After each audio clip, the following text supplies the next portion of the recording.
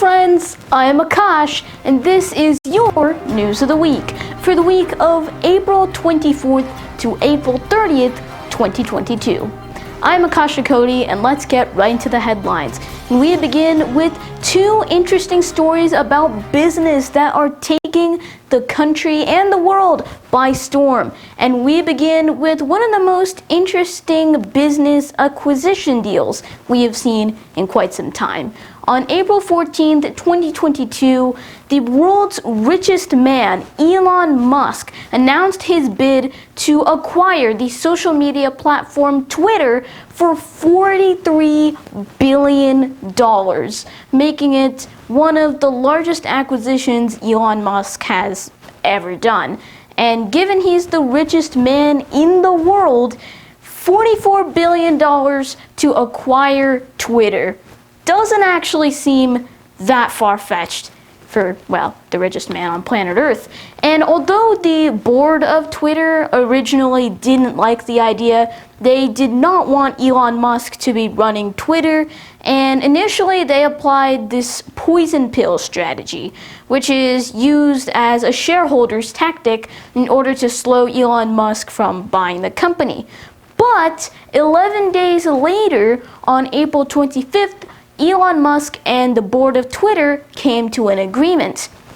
And so the deal was made. Now all we're waiting for is the official approval from the shareholders of Twitter, and after that, Twitter will be going private for $44 billion for Elon Musk to finally be in control of Twitter. Now, Elon Musk has been a very vocal voice on Twitter. I mean, his Twitter page has over 80 million followers, which is absolutely insane.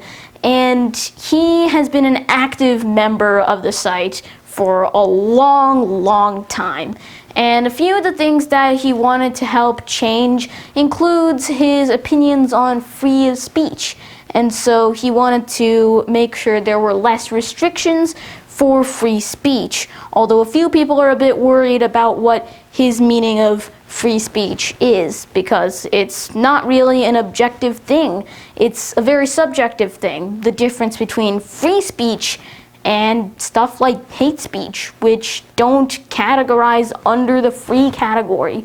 And so the difference between these two is something that a few people find quite concerning about Elon Musk's acquisition. Aside from that, Elon Musk wants to make sure that there will be less spam bots on Twitter. Basically, robots whose only goal is just to repeatedly spam tweet and spam reply other tweets with loads of different useless comments that lead nowhere and are sometimes links to scams.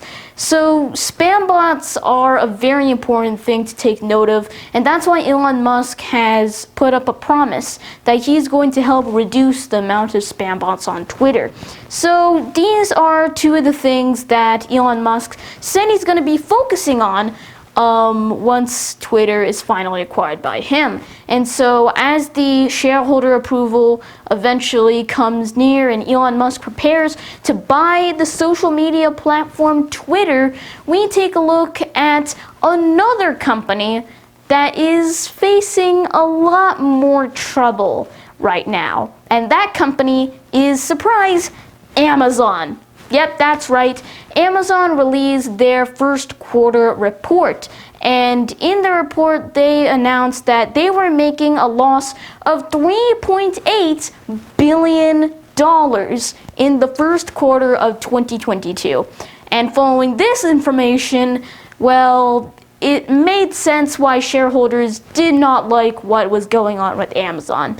And so in the days that followed, the shares just went right down.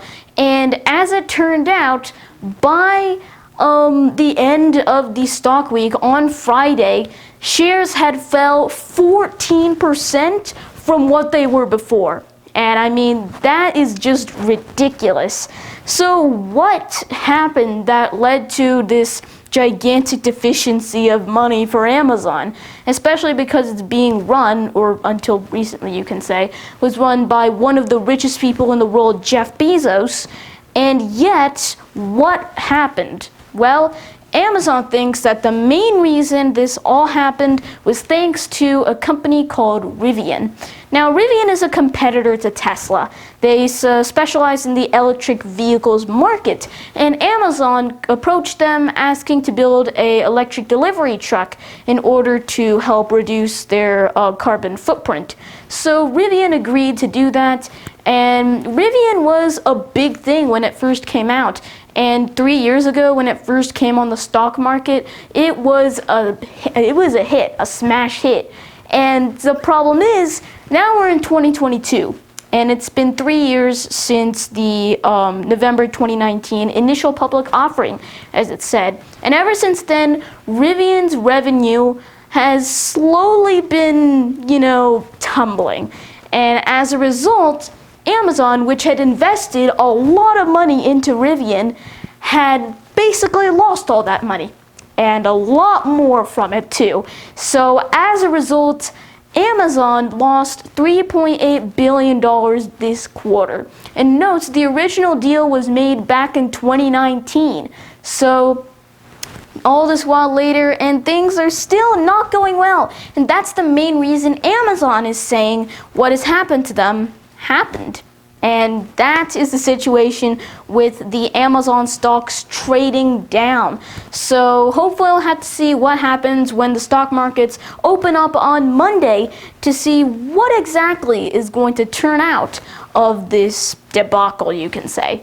So that's the situation with the stock market right now, and the two biggest things swirling in the business world. So let's take a look at the topic of politics and what's going on in the real world. And so we begin with the fact that the British Prime Minister Boris Johnson was very warmly received in the Indian Prime Minister Narendra Modi's hometown of Ahmedabad in Gujarat. And as it turned out, Prime Minister Johnson was on a 3-day official state visit to India.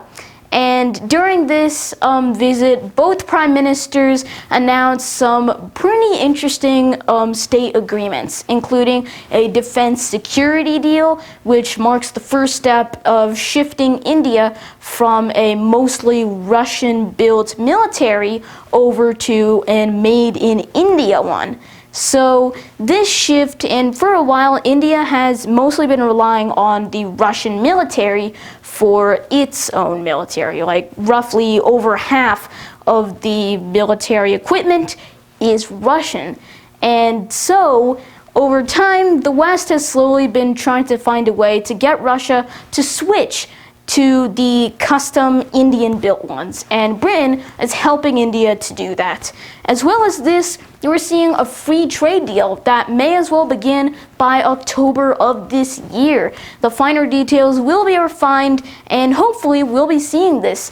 This is a vastly important thing for Britain, because after Brexit, where Britain basically left the European Union in 2020, Britain was looking for somewhere new, a new partnership. They found their pick in the Indo-Pacific region, and that's why Britain is doing this pact with India in order to help boost their trade. And so this is what's been going on. And as well as this, the Prime Minister Johnson was very overwhelmed by the grand welcome that he received in India. And he said that it felt like being Sachin Tendulkar or being Amitabh Bachchan. And, that makes sense given the rock star welcome that was given as he entered the country. And that is what's going on in Britain and India with the Britain-India New Deals during Prime Minister Boris Johnson's 3-day state visit to India.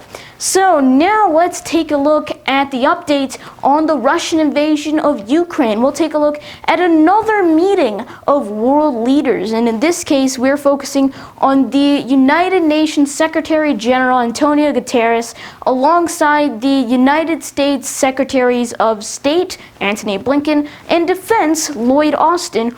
All visited Ukraine and met up with the Ukrainian President Volodymyr Zelensky in order to talk all about the Russian invasion of Ukraine that is currently ongoing. As of now, it seems that Russia's attempts to try and take Kiev just aren't working, and they seem to be making some differences. As well as this, their push for the east of Ukraine has also kind of been so-and-so. But there are some major areas in which the Russians have gained victory and major regions in which the Ukrainians have gained victory. So it's going to be a tough fight.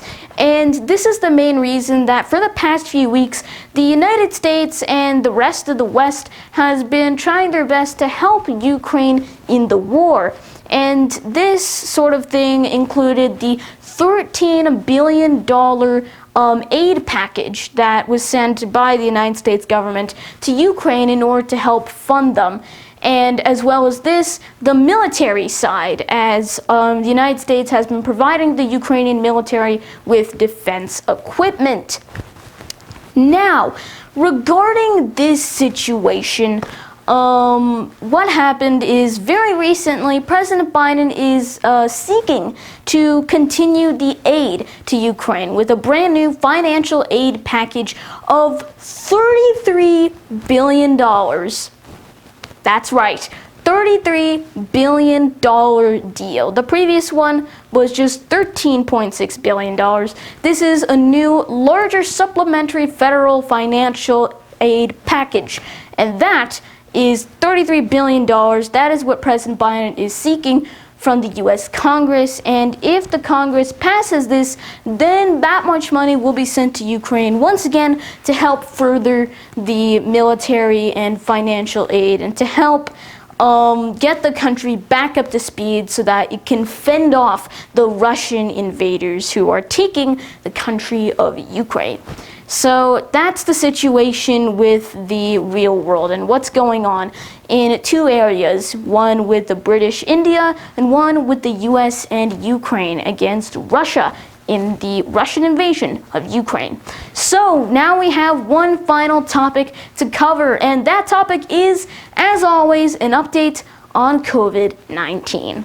Yep, COVID-19 cases, they're continuing to decline. We got 624,000 cases worldwide. That is quite a decrease from what we've been seeing previously, as well as 81,000 of those from the United States. When it comes to deaths, we are just seeing the same decrease. 2,000 deaths currently worldwide per day, whereas 419 are from the United States. So deaths are way low and cases are slowly approaching that level too. But the two major things I want to talk about in relation to COVID-19 are China and the vaccine update. And we'll start with China because the situation with COVID-19 in China has not been doing too well. Since the random just sudden rise in cases in East Asia, South Korea faced one of the largest ones with hundreds of thousands of cases per day, but they seem to have been managed to take care of it and cases have been going down. But what about China? Well, China's cases, even though they may seem comparatively low to the rest of the world, it's still quite high because until now China's been going single-digit cases, maybe double-digit, and now they've just risen up to 5 digits, 28,000 cases per day. And although a few facets of the COVID-19 situation in China working out, like, Shanghai announced that the public spaces and public transportation will only be allowed by those who have to be tested negative for COVID-19. This is the type of good things that China's been doing with their zero COVID policy.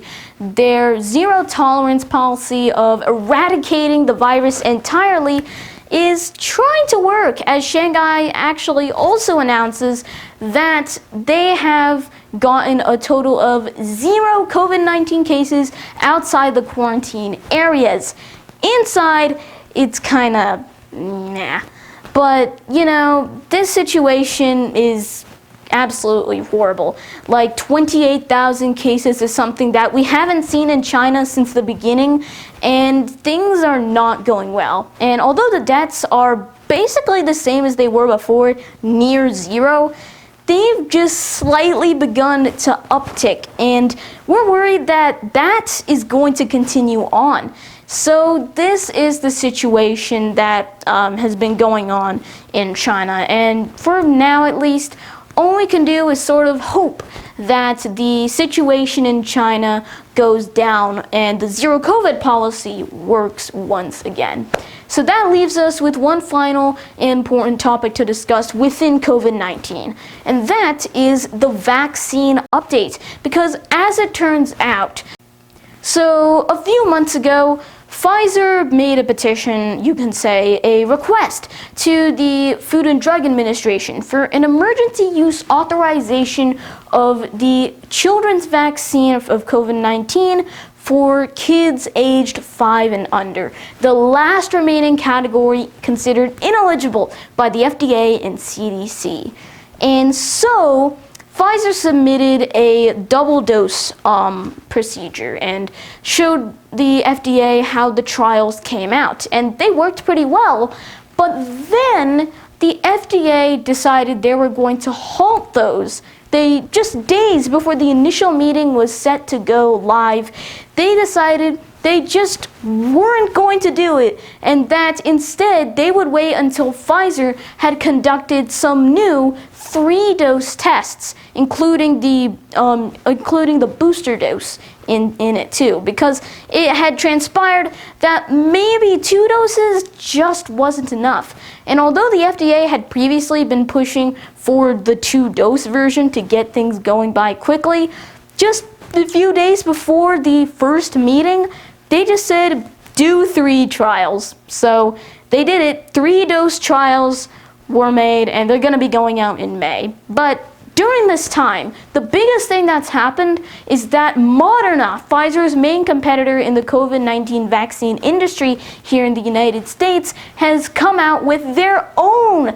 COVID-19 vaccine. Double dose, they have in this case taken consideration of the booster dose, and they will provide it if the FDA wants it.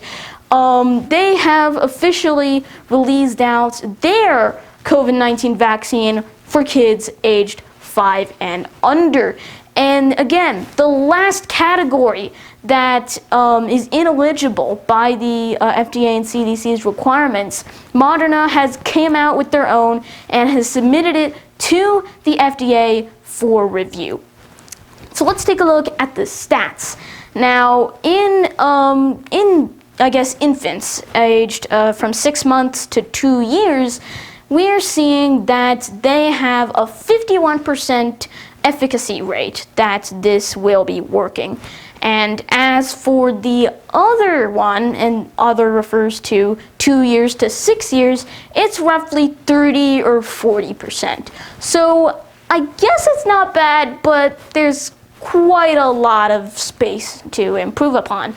But for the time being, it may as well be good enough. And we're just gonna have to see if you know, the FDA is going to be taking upon it. And so that is what's been going on. As well as this, the only current vaccine for those aged 6 through 12 is actually just Pfizer's. And so naturally, Moderna decided they were going to go up on the bandwagon too. And so at this time, they've also released their own Moderna vaccine for ages 6 through 12, and they have also submitted that to the FDA for emergency use authorization request. So that's what's been going on with the COVID-19. You've got the situation in China and the update on the vaccine under 5 years old. So that concludes your news of the week for the week of April 24th to April 30th, 2022. Thanks so much for watching, and I'll see you soon in another News of the Week. Goodbye.